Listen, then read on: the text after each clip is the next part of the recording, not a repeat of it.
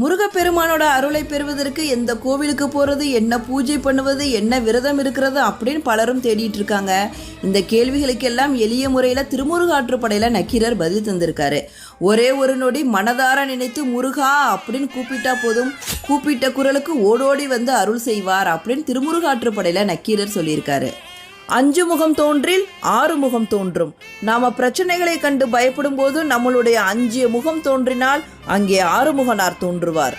வெஞ்சமரில் அஞ்சேல் என வேல் தோன்றும், நெஞ்சில் ஒரு கால் நினைக்கில் 2 காலும் தோன்றும்.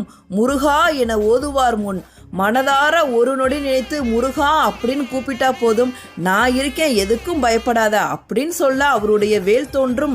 நெஞ்சில் ஒரு நொடி நினைத்தால் போதும் அவருடைய 2 திருவடிகளும் தோன்றி நம்மளுடைய பிரச்சனைகளுக்கு விடிவு தோன்றும், வேலவன் தோன்றுவார் அப்படின்னு திருமுருகாற்றுப்படையில நக்கீரர் சொல்றாரு.